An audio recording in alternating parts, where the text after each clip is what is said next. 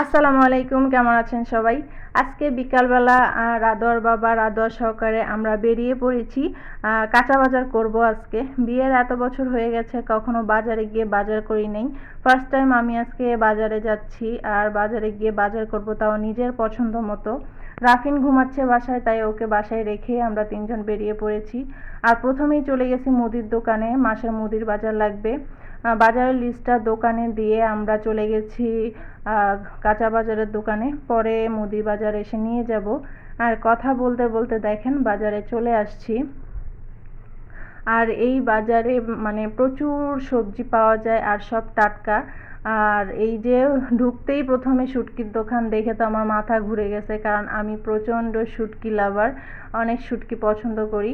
আর তারপরেই চলে গেছি মুরগির দোকানে, গিয়ে আমরা মুরগি কিনলাম, মুরগির মাংস কিনলাম। আর সামনেই ছিল মাছের বাজার, মাছের দোকান। অসংখ্য মাছ নিয়ে বসে আছে মাছওয়ালারা, কিন্তু আজকে আমরা কোনো মাছ কিনি নাই। আজকে শুধু সবজি কিনবো, আরেকদিন মাছ কিনবো অন্য আরেকদিন। আর তারপরে চলে গেছি মুরগি কেনার পরে শুটকির দোকানে। এত আইটেমের শুটকি, এখান থেকে আমি 3 আইটেমের শুটকি কিনেছি। আর তারপরেই চলে গেছি সবজির দোকানে।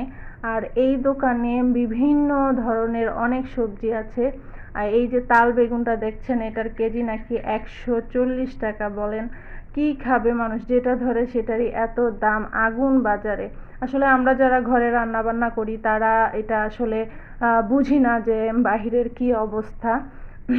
যারা কষ্ট করে টাকা ইনকাম করে তারা আসলে বুঝে টাকা খরচ করতে কতটা কষ্ট লাগে। আর এত দাম দিয়ে কিনা আসলে মধ্যবিত্তের জন্য খুবই কষ্টকর হয়ে পড়ে।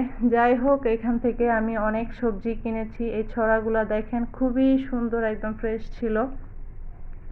আর এই সিজনে এই প্রথম শাপলা খাবো। রাদর বাবা শাপলা দেখে তার কিনতে ইচ্ছে হলো। কয়েকটা শাপলা দিয়ে এক কাটি করেছে, বলেছে 30 টাকার। আর অনেক মোলামুলি করে 2 আটি নিয়েছি 50 টাকা দিয়ে। আর এই যে দেখেন কচুর ফুল, বিশ্বাস করেন অনেক দিন ধরে কচুর ফুল খাওয়ার জন্য মনটা অনেক টান ছিল, কিন্তু আজকে বাজারে কচুর ফুল দেখে এটা আমি কিনে ফেললাম এক আটি 30 টাকা দিয়ে। তারপরেই আমাদের বাজার করা শেষ। চলে যাচ্ছে এখন বাসায়। আর আসার সময় বৃষ্টি ছিল না, কিন্তু যাওয়ার সময় ছিটা ছিটা বৃষ্টি পড়তেছিল। এদিকে রৌদ্র আর এদিকে বৃষ্টি পড়তেছে। ভালোই লাগতেছিল, রিক্সায় তিনজনে বাজার করে চলে যাচ্ছি। আর কথা বলতে বলতে দেখেন বাসায় চলেও আসছি।